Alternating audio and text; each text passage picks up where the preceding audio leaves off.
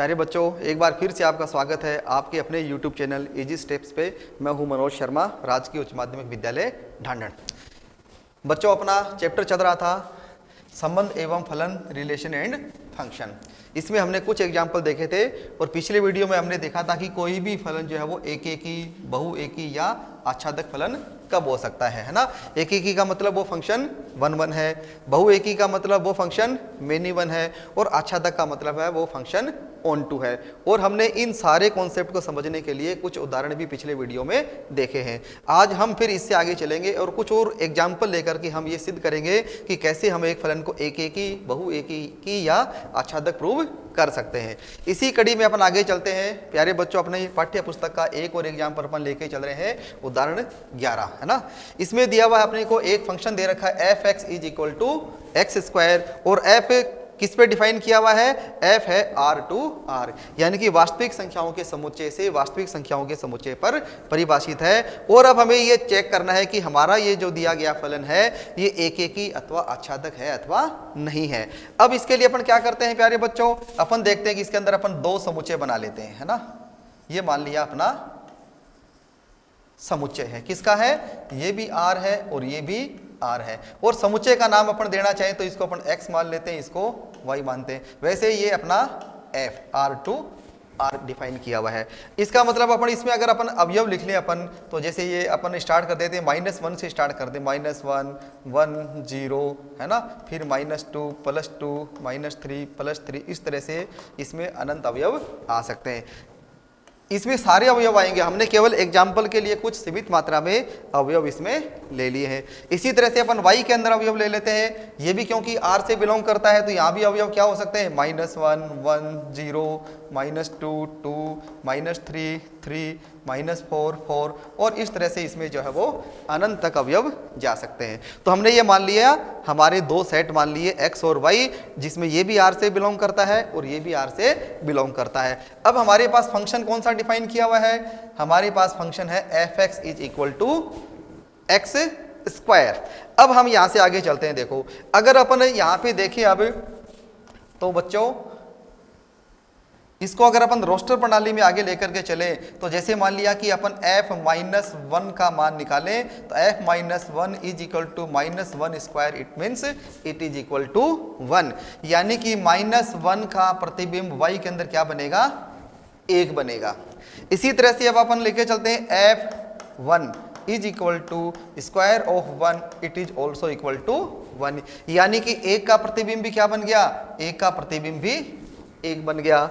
अपन और उदाहरण लेकर के चलें, जैसे f-2 का एग्जाम्पल ले लें तो f-2 का वर्ग और ये आ गया अपना 4, तो ये अपने लिख दिया कि -2 का प्रतिबिंब जो है वो 4 हो गया। इसी तरह से अपन f2 का प्रतिबिंब लेकर के चलेंगे तो ये आएगा 2 का वर्ग, यानी कि ये भी क्या आएगा, 4 आएगा। तो प्यारे बच्चों, अपन ने यहाँ पे क्या देखा, अब हम ये एक एकी फलन की परिभाषा से जानते हैं कि यदि fx1 is equal to fx2 तो क्या होना चाहिए, होना चाहिए x1 is equal to x2, तो वो दिया गया फलन क्या बन जाता है, एक एकी फलन बन जाता है। लेकिन हमने यहाँ पे क्या देखा, हमने यहाँ पे देखा कि f-1 is equal to f1 and equal to 1, यानी कि f-1 का और f1 का दोनों का इस दूसरे समुच्चय y में प्रतिबिंब क्या है, 1 है। लेकिन हमने ये देखा कि -1 इज नॉट इक्वल टू 1, कि अगर किसी फलन में fx1 बराबर fx2 है और उसके अंदर अपन ये दिखा दें कि x1 is equal to x2 भी है, तो वो फलन क्या कहलाता है, एक एकी या 1 1 फलन कहलाता है। लेकिन हमारे इस एग्जाम्पल में हमने क्या देखा कि f-1 का प्रतिबिंब 1, f1 का प्रतिबिंब 1, लेकिन हम जानते हैं कि -1 इज नॉट इक्वल टू 1। इसका मतलब क्या हुआ, इसका मतलब ये हुआ कि ये जो हमारा fx है ये दिया गया फलन एक एकी फलन नहीं है, क्योंकि x1 is not equal to x2। इसलिए ये जो हमारा फंक्शन f r है ये पूछा है कि एक एकी फलन है अथवा नहीं, तो बच्चों हमारा आंसर क्या बनेगा कि ये जो हमारा दिया गया फंक्शन है ये एक एकी फलन नहीं है। अपन इस ग्राफ के अंदर भी देख सकते हैं बच्चों, देखो कि जैसे हमने ये ग्राफ बना लिया, f0 की वैल्यू क्या है 0, f-1 की वैल्यू क्या है +1 है ना, और f1 की वैल्यू क्या है, इसकी भी +1 है। तो ये ग्राफ इस तरह से इसका चलेगा। और हमने क्या देखा है कि f-1 is equal to f1 but x1 is not equal to x2। इसलिए ये जो हमारा दिया गया फंक्शन है ये क्या है, एक एकेकी फलन नहीं है। अब अपन इसके दूसरे कॉन्सेप्ट पे आते हैं और ये देखते हैं कि क्या हमारा ये जो दिया गया फलन है ये आच्छादक फलन है अथवा नहीं है। प्यारे बच्चों, हम सब जानते हैं कि हमारा ये जो फंक्शन है ये दिया गया फंक्शन है f(x) is equal to x²। ये हमें दिया हुआ है f(x) is equal to x²। अब हम ये जानते हैं कि x belong to x and x² ये किसका अवयव है, y का अवयव है। और क्योंकि ये x² है तो हम क्या देखेंगे कि जैसे यहाँ पर ये -1 है तो क्या इस -1 का इस फलन x के अंदर कोई पूर्व प्रतिबिंब विद्यमान है कि नहीं है। तो ये हम जानते हैं कि ये जो x² है ये क्या है, ये हमेशा पॉजिटिव होगा, है ना, धनात्मक संख्या आएगी। तो ये जो हमारा y है क्योंकि ये R से बिलोंग करता है तो इसमें सारी धनात्मक संख्याएं भी आएंगी, इसमें ऋणात्मक संख्याएं भी आएंगी। और हम क्या देखेंगे कि इसमें जितनी भी ऋणात्मक संख्याएं आएंगी -1, -2, -3, -4, क्योंकि f(x) बराबर x² है, ये किसी भी संख्या का वर्ग है, यानी कि इसका मान क्या आएगा, हमेशा एक धनात्मक संख्या ही आनी चाहिए। इसका मतलब हमारे इस रिलेशन R के अंदर ये जो हमारा R जो फलन परिभाषित किया हुआ है इसमें ये जो ऋणात्मक संख्याएं हैं -1, -2, -3, -4, इनके लिए कोई भी पूर्व प्रतिबिंब x में विद्यमान नहीं है। तो हम यहाँ पे लिख सकते हैं कि संख्या -1 बिलोंग टू R, संख्या -2 बिलोंग टू R, संख्या -3 belong to R and so on. इन सब के लिए क्या करेंगे अपन, इसमें यहाँ पर अपन लिख सकते हैं, क्या लिख देंगे कि फंक्शन R कि ये जो हमारा फलन दिया हुआ है कौन सा, कि f(R)(R) में -1 belongs to R, -2 belongs to R, इन सब के लिए अपन लिख सकते हैं कि x में कोई भी पूर्व प्रतिबिंब नहीं है।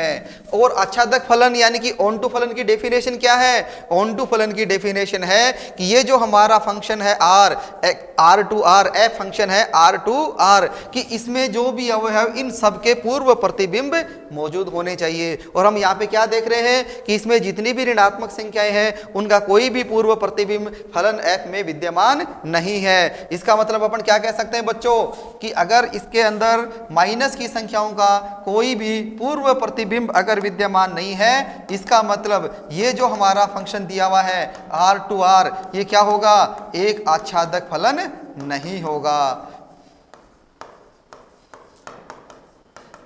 समझ में आया कि नहीं बच्चों, एकेकी फलन means f(x1) is equal to f(x2), it means x1 is equal to x2। तो दिया गया फलन क्या होगा, एकेकी फलन होगा। तो ये हमारा जो दिया गया फंक्शन f है R(R) ये एक एकेकी फलन नहीं है, क्योंकि इसमें -1 और 1 दोनों का प्रतिबिंब क्या है, एक है। इसलिए ये हमारा दिया गया फंक्शन एकेकी नहीं होगा। इसी तरह से हमने इसके आच्छादक होने की जांच करी और आच्छादक फलन की जांच करने पर हमने क्या पाया कि यहाँ पर जो जितनी भी ऋणात्मक संख्याएं हैं उनका पूर्व प्रतिबिंब विद्यमान नहीं है, इसलिए हमारा जो दिया गया फंक्शन है ये आच्छादक फलन भी नहीं है। तो हमारा इसका आंसर हो गया नो। तो बच्चों हमने यहाँ पे क्या देखा कि ये जो हमारा फंक्शन f कौन सा, R(R) और कैसे डिफाइन किया हुआ है, f(x) बराबर x², ये दिया गया फलन एकेकी फलन नहीं है। और साथ में ये दिया गया फलन क्या है, आच्छादक फलन भी नहीं होगा।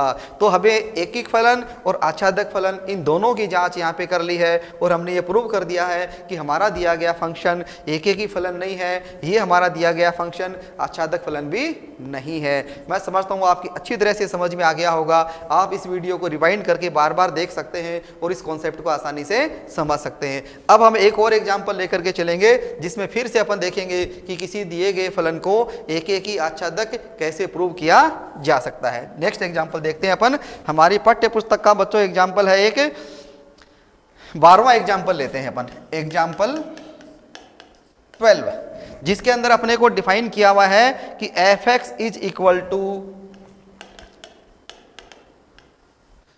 एक्स प्लस 1 और x माइनस 1। क्या दिया हुआ है कि x प्लस 1 है यदि दिया गया x क्या है, एक विषम संख्या है, और x माइनस 1 है कि यदि दिया गया x क्या है, एक सम संख्या है। ये फलन अपने को दिया हुआ है और जहां पे x किसका मेंबर है, x बिलोंग्स टू n, कि ये एक प्राकृत संख्याओं का समुच्चय है। अब हमें ये देखना है कि ये दिया गया फलन एकेकी अथवा आच्छादक है अथवा नहीं है, इसकी अपने को जांच करनी है। अब क्या करना बच्चों, अपन यहां पर इसका एक चित्र बना लेते हैं अपन समझने के लिए कि ये हमारा फंक्शन है f, है ना, और ये n टू n ही है, ये भी n है और ये भी वही है। तो x और y इसके अपन दो सेट मान लेते हैं क्योंकि दोनों n से बिलोंग करते हैं। तो 1 2 3 4 5 6 7 8 9 10, और इधर भी मान लेते हैं 1 2 3 4 5 6 7 8 9 10 11 12, दोनों में अनंत तक के अवयव हैं, है ना, क्योंकि x y belongs to n है। तो दोनों में किस प्रकार के अवयव है, 1 से लेकर के अनंत तक के अवयव दिए हुए हैं। अब हमें ये जांच करनी है कि ये जो हमारा फंक्शन एफ एक्स बराबर एक्स प्लस 1, यदि x एक विषम संख्या है, और दूसरा है F X is equal to X minus 1, यदि x एक सम संख्या है। तो हम सबसे पहले क्या करते हैं, इसके कुछ अवयव ज्ञात करते हैं, है ना। जैसे अपन मान के चलते हैं कि अगर अपन x बराबर 1 ले लें तो 1 क्या है, एक विषम संख्या है, तो हमारा f1 का मान क्या आएगा, f1 क्योंकि विषम संख्या है तो ये बनेगा 1 प्लस 1 इज इक्वल टू 2। अब हम लेकर के चलते हैं x बराबर 2, तो हमारे पास f2 का मान क्या आएगा, 2 माइनस 1 इक्वल्स टू 1। इसी तरह से अगर अपन लेकर चले x बराबर 3 तो f3 का मान आएगा 3 प्लस 1 बराबर 4। अगर अपन लेकर के चले x बराबर 4 तो हमारा f4 का मान आएगा 4 माइनस 1 इक्वल्स टू 3। और बच्चों इसी तरह से अपन क्या कर सकते हैं, x के आगे आने वाले मानों के लिए भी फंक्शन f डिफाइन कर सकते हैं। अब अगर अपन इसमें रिलेशन देखें, इसको अपन चार्ट के द्वारा देखते हैं। देखो f1 का कनेक्शन किससे है, 2 से, तो अपन इसको जोड़ देते हैं कि f1 इज रिलेटेड टू 2, और 2 किससे रिलेट कर रहा है, 1 से, तो ये अपन बना दिया कि f2 रिलेट्स टू 1। 3 का रिलेशन किससे है, 3 का रिलेशन है 4 से, और 4 का रिलेशन किससे है, 4 का रिलेशन है 3 से। तो हम इसमें जैसे जैसे आगे बढ़ेंगे हम क्या देखेंगे कि x के किसी भी विषम संख्या का संबंध y की सम संख्या से होगा, और x की किसी भी सम संख्या का संबंध y की विषम संख्या से होगा। लेकिन साथ में अपन क्या देख रहे हैं कि इसके प्रत्येक अवयव का y के अंदर एक अद्वितीय प्रतिबिंब विद्यमान है। यानी कि अगर अपन यहाँ पर लेकर के चलें कि x का मान सम या x का मान विषम हो, किसी भी स्थिति में प्रत्येक अवयव का y के अंदर एक अद्वितीय प्रतिबिंब विद्यमान होगा। इसी तरह से हमने क्या देखा कि ये जो हमारा दूसरा समुच्चय y है fn टू n है, तो इसके प्रत्येक अवयव का क्या होगा, एक पूर्व प्रतिबिंब भी विद्यमान होगा। यानी कि इसका कोई भी अवयव ऐसा नहीं होगा जिसका x के अंदर कोई पूर्व प्रतिबिंब नहीं है। इसी प्रकार से x के अंदर भी एक भी अवयव ऐसा नहीं होगा जिसका y के अंदर कोई प्रतिबिंब विद्यमान नहीं हो। ऐसे अपन आगे चलते जाएंगे तो प्रत्येक अवयव के प्रतिबिंब अपन इसमें ज्ञात कर सकते हैं। इसका मतलब क्या होगा प्यारे बच्चों कि हमने ये दोनों सेट देख लिए, और ये देख करके हम आसानी से ये बता सकते हैं कि ये जो हमारा दिया गया फलन ये क्या होगा, ये फंक्शन 1 1 होगा, क्योंकि x के प्रत्येक अवयव के लिए यहाँ पर एक प्रतिबिंब विद्यमान है। इसी तरह से हमारा ये जो दिया गया फंक्शन है ये क्या होगा, एक आच्छादक फलन भी होगा। क्यों होगा, क्योंकि हमारे y के प्रत्येक अवयव के लिए यहाँ पर x के अंदर एक पूर्व प्रतिबिंब विद्यमान होगा। इसको अपन थोड़ा सा आगे लेकर के चलते हैं। अब अपन क्या मान लेते हैं बच्चों, अब अपन ये मान लेते हैं कि माना fx1 बराबर fx2, माना fx1 बराबर fx2, हम इस फलन के 1 1 होने की, ये तो हमने चार्ट के द्वारा तो देख लिया कि प्रत्येक अवयव का प्रतिबिंब विद्यमान है। अब हमें थ्योरेटिकली ये प्रूव करना है कि ये जो हमारा दिया गया फंक्शन क्या है, एक 1 1 एंड ऑन टू फंक्शन है या नहीं है। तो हमने क्या मान लिया कि fx1 is equal to fx2। अब क्या मान लेते हैं, अब एक विषम परिस्थिति अपन मान लेते हैं कि माना x1 क्या है, सम संख्या है, और x2 क्या है, एक विषम संख्या है। दोनों को अलग अलग मान लेते हैं अपन, है ना। fx1 is equal to fx2, और इसमें हमने एक को क्या मान लिया, सम, और एक को क्या मान लिया, विषम संख्या मान लिया। तो इनके प्रतिबिंब क्या बन जाएंगे, सम संख्या का प्रतिबिंब क्या देखा था अपन ने, सम संख्या के लिए हमारा प्रतिबिंब है x माइनस 1, तो ये हो गया x1 minus 1 is equal to x2 plus 1 बराबर करने पर, और इसका अगर अपन ट्रांसपोज करें तो यहाँ पर अपने पास आ जाएगा x2 minus x1 is equal to 1 plus 1 is equal to 2। लेकिन क्या है, ये अपने पास हम ये देखते हैं कि ये संभव नहीं है कि कोई भी दो क्रमागत संख्याओं का अंतर कभी भी 2 नहीं होता। ये अपन क्योंकि दोनों x1 x2 किससे बिलोंग कर रहे हैं, n से बिलोंग करते हैं, और n में अपन जानते हैं कि कोई भी दो कंसेक्यूटिव नंबर हैं तो उनका डिफरेंस कभी भी 2 नहीं आएगा।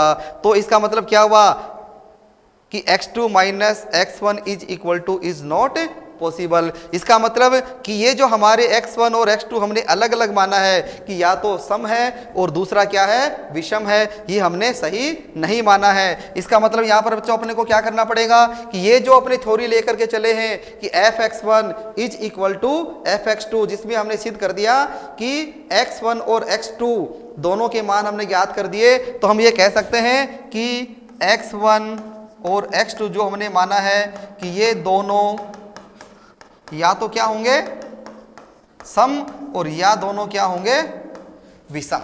अलग अलग नहीं होंगे, या तो दोनों सम संख्या मान करके चलेंगे, और या फिर हम दोनों को क्या मानेंगे, दोनों को हम विषम संख्या मान करके चलेंगे।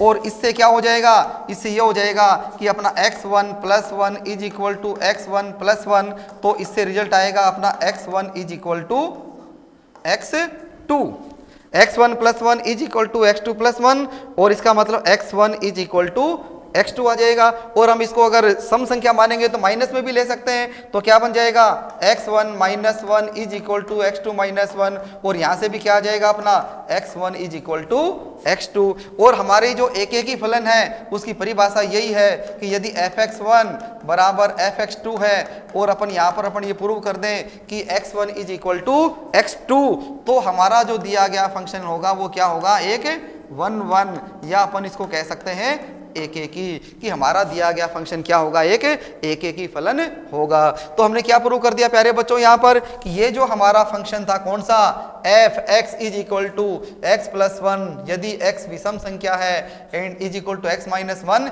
यदि x एक सम संख्या है। तो हमने क्या सिद्ध कर दिया इसमें, सबसे पहला अगर अपन लेकर के चलें तो हमने यहाँ पे निकाल के बता दिया कि ये जो हमारा दिया गया फंक्शन है यह एक 1 1 फंक्शन होगा, यानी कि एक ही फलन होगा। प्रत्येक x के अवयव के लिए y के अंदर एक प्रतिबिंब विद्यमान होगा। इसी तरह से y के प्रत्येक अवयव के लिए भी क्या है, x के अंदर एक पूर्व प्रतिबिंब विद्यमान है। इसलिए ये हमारा जो दिया गया फंक्शन क्या होगा, ऑन टू फंक्शन भी होगा।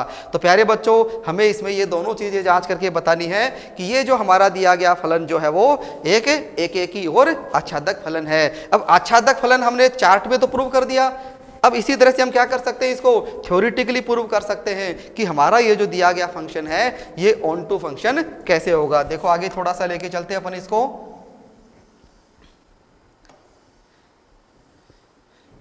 कि इस फंक्शन को अगर अपने को ऑन टू प्रूव करना है ना, आच्छादक फलन अगर अपने को सिद्ध करना है तो क्या करना पड़ेगा। हमने क्या देखा यहाँ पर कि इसकी प्रत्येक सम संख्या के लिए विषम प्रतिबिंब और इसकी प्रत्येक विषम संख्या के लिए इधर क्या है, एक सम प्रतिबिंब पूर्व प्रतिबिंब विद्यमान है। और हम ये कह सकते हैं कि हमारा जो दिया गया फलन है ये क्या है, एक आच्छादक फलन होगा। यानी कि अपन क्या कह सकते हैं यहाँ पे कि 2r+2 है ना, 2r+2 किससे बिलोंग कर रहा है, ये हमारे पहले का अवयव है x का, और ये क्या है, एक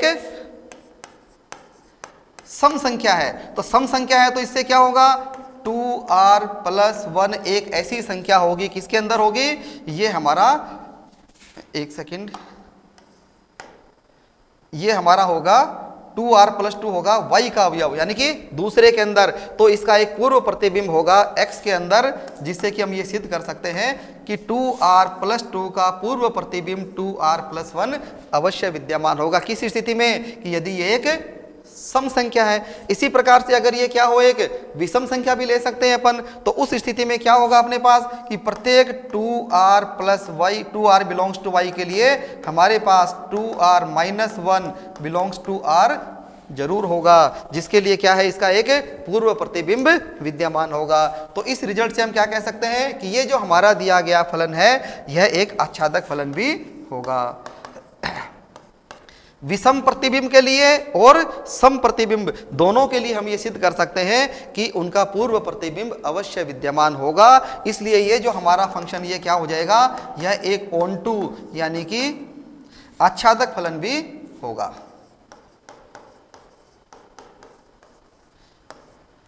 कि प्रत्येक प्रतिबिंब के लिए x के अंदर एक पूर्व प्रतिबिंब विद्यमान होगा।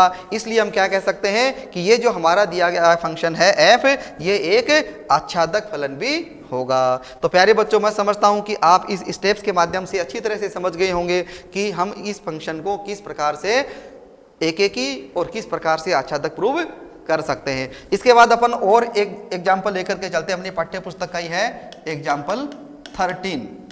ये एक अलग टाइप का एग्जाम्पल है और इसको भी अपने को ये सिद्ध करना है कि ये हमारा जो दिया गया फलन है ये एक एकेकी आच्छादक है अथवा नहीं है।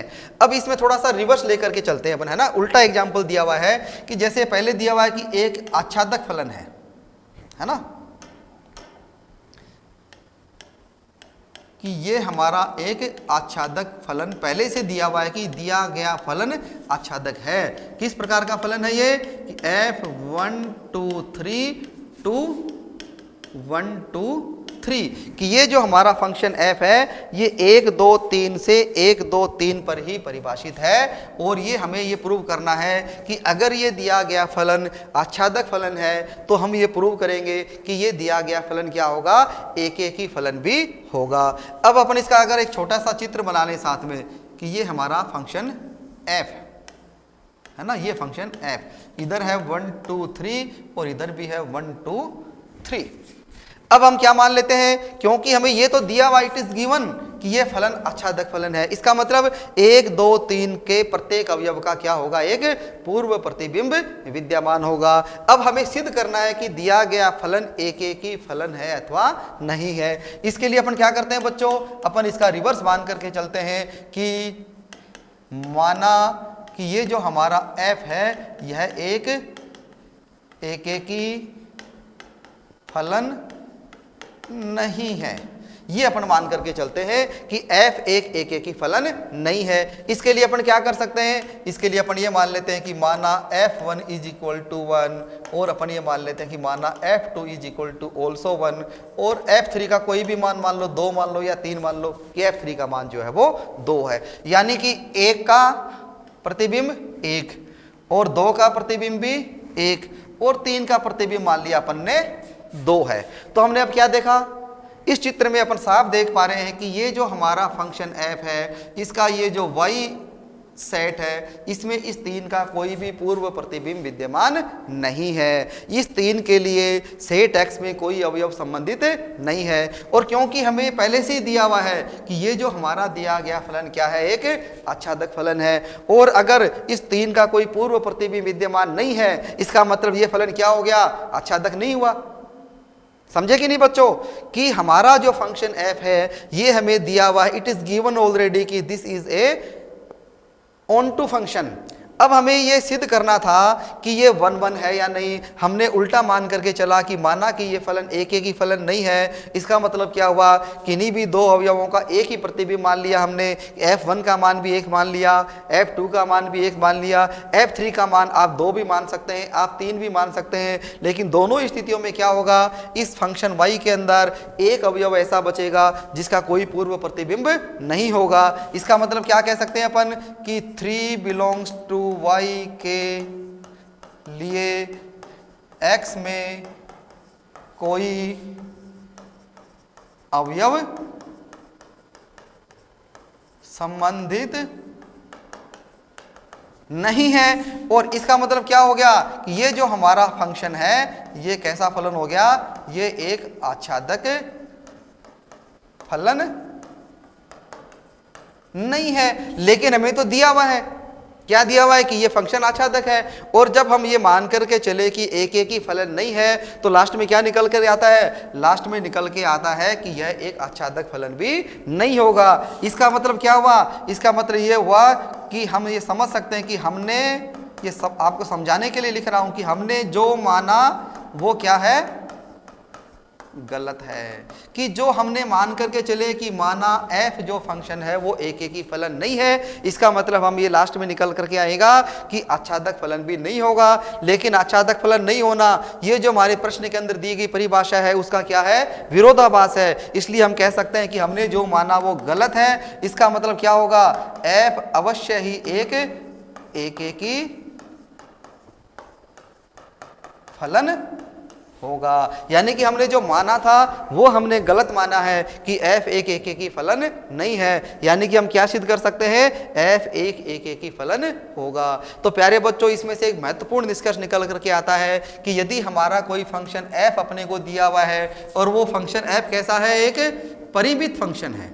ये इंपॉर्टेंट चीज है इसमें कि हमारा जो फंक्शन f एक परिमित फंक्शन है और अगर वो हमें आच्छादक दिया हुआ है तो वो अवश्य ही क्या होगा, एक ही फलन भी होगा। ये अपन एक रिजल्ट के रूप में याद रख सकते हैं। क्या कर सकते हैं अपन कि हमारा अगर कोई फंक्शन f अपने को दिया हुआ है और वो फंक्शन f कैसा है, एक परिमित आच्छादक फलन है, कि हमें कोई फलन f दिया हुआ है और वो किस प्रकार का फलन है, परिमित आच्छादक फलन है, तो हम सिद्ध कर सकते हैं कि वो जो हमारा दिया गया फलन होगा वो एक ही फलन भी होगा। प्यारे बच्चों हमारा जो इससे अगला एग्जाम्पल है वो आप सेल्फ करके देखना। इसमें इससे उल्टा लेकर के चलना है अपने को। एग्जाम्पल 14 कि हमारा जो 14 उदाहरण है वो सेम टू सेम है और उसमें हमें क्या दिया हुआ होगा, पहले कि हमें दिया हुआ है कि हमारा जो दिया गया फंक्शन है वो एक ही फलन है और लास्ट में अपने को सिद्ध करना होगा कि वो जो हमारा एक ही फलन है वो क्या होगा, आच्छादक फलन भी होगा। और ये हमें इसमें सिद्ध करना है। तो अपन आगे चलते हैं। देखो कि हमारा दिया गया जो फंक्शन है एक ही फंक्शन है तो उसको आच्छादक कैसे प्रूव कर सकते हैं। ये एग्जाम्पल अपन आ जाते हैं एग्जाम्पल 14 और ये फलन अपने को दिया हुआ है f सेम टू सेम है 1 2 3 2 1 2 3। ये अपने को एक फलन दिया हुआ है लेकिन साथ में क्या दे रखा है, साथ में अपने को दे रखा है कि ये जो हमारा दिया गया फंक्शन है ये क्या है, एक ही फलन है।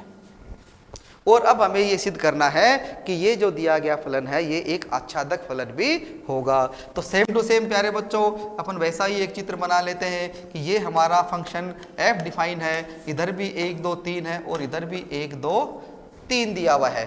और साथ में क्या दिया हुआ अपने को, हमें ये दिया हुआ है कि ये जो हमारा दिया गया फंक्शन है ये किस प्रकार का फंक्शन है, एक ही फंक्शन है और ये अनिवार्य रूप से आच्छादक होगा। ये भी अपने को सिद्ध करना है। इसका मतलब क्या हुआ, ये एक ही फलन है। इसका मतलब हम यहाँ पे कह सकते हैं कि f1 इज इक्वल टू कोई भी अवयव मान लिया x होगा, f2 विल बी y, या अपन कह सकते हैं f3 विल बी z। और ये जो हमारा x y z जो है ये भी किससे बिलोंग करेगा हमारा, अगर इसको अपन x मान लें और इसको अपन y मान लें तो ये सब किसके अवयव होंगे, y के अवयव होंगे। यानी कि एक एक ही फलन है, इसका मतलब एक का इसमें कोई ना कोई एक ही प्रतिबिंब होगा, दो का भी एक ही प्रतिबिंब होगा और तीन का भी एक ही प्रतिबिंब होगा। इसका मतलब x के सारे अवयव y के सभी अवयवों से क्या हो गए, कनेक्ट हो गए। इसका मतलब y का कोई भी ऐसा अवयव नहीं है जिसका x के अंदर कोई पूर्व प्रतिबिंब विद्यमान नहीं हो। इसका मतलब ये जो हमारा फंक्शन f है ये क्या हो गया, एक आच्छादक फलन है। समझ में आया कि नहीं आया बच्चों कि यदि f एक ही फलन है, यानी कि इसके अंदर भी तीन ही अवयव हैं और इसके अंदर भी तीन ही है, और एक ही का मतलब है कि एक अवयव का एक ही प्रतिबिंब है, यानी कि हमारे सारे अवयव क्या हो गए, एक दूसरे से रिलेट करते हैं हमारे फंक्शन की डेफिनेशन में। इसलिए इस y का कोई भी अवयव ऐसा नहीं है जिसका हमारे पास पूर्व प्रतिबिंब विद्यमान नहीं है। और जब ऐसी स्थिति आती है जिसके अंदर हम ये कह सकते हैं कि y का कोई भी अवयव ऐसा नहीं है जिसका कोई पूर्व प्रतिबिंब नहीं हो, तो वो फलन क्या कहलाता है, एक आच्छादक फलन कहलाता है। तो बच्चों हमने क्या देखा यहाँ पर फिर हमने देखा कि यदि कोई फलन हमें दिया हुआ है एक ही और कैसा है वो, लेकिन परिमित है। ये इसमें कंपलसरी है कि अगर दिया गया फलन परिमित फलन है और वो एक ही फलन है, इसका मतलब हम कह सकते हैं कि वो जो हमारा दिया गया फंक्शन क्या होगा, वो एक आच्छादक फलन भी होगा,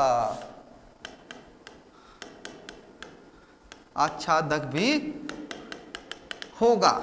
तो ये दोनों रिजल्ट बच्चों अपने को याद रखने हैं कि अगर कोई फलन f परिमित संख्या में परिभाषित है और दिया गया फलन आच्छादक है तो हम कह सकते हैं कि वो एक ही फलन भी होगा, और अगर दिया गया फलन एक ही है तो हम कह सकते हैं कि दिया गया फलन आच्छादक भी होगा। प्यारे बच्चों, इसका एक विरोधाभासी उदाहरण हम पहले कर चुके हैं, हमारी ही पाठ्य पुस्तक का एग्जाम्पल है। आप एक बार फिर से पिछले वीडियो में अपन ने देखा भी है, आप एक बार फिर से उसको देखना कि वहां पर जो फंक्शन f डिफाइन किया हुआ है वो अपरिमित है ना, वो इससे उल्टा एग्जाम्पल है। तो अपरिमित है तो उसका एक ही होने पर आच्छादक होना जरूरी नहीं है और आच्छादक होने पर एक ही होना भी आवश्यक नहीं है। लेकिन अगर दिया गया फलन परिमित है और एक ही है तो आच्छादक होगा, आच्छादक है तो एक ही होगा। इस कॉन्सेप्ट को अपने को याद रखना है। इसी के साथ बच्चों हमारे जो उदाहरण है अपन ने लगभग सारे एग्जाम्पल कर लिए हैं, और अगले वीडियो में हम क्या देखेंगे, हमारी जो एक्सरसाइज 1.2 है उसके कुछ सॉल्यूशन अपन लेकर के आएंगे। तब तक आप इन सबको अच्छी तरह से अपन बार बार इस वीडियो को देखें और इन सारे उदाहरणों को अपने स्टेप्स के माध्यम से समझने का प्रयास करें, और अभ्यास 1.2 के भी सवाल आप करके देखें। अगले वीडियो में हम कुछ सॉल्यूशन के साथ में फिर आएंगे। तब तक पढ़ते रहिए, सेफ रहिए। Thank you.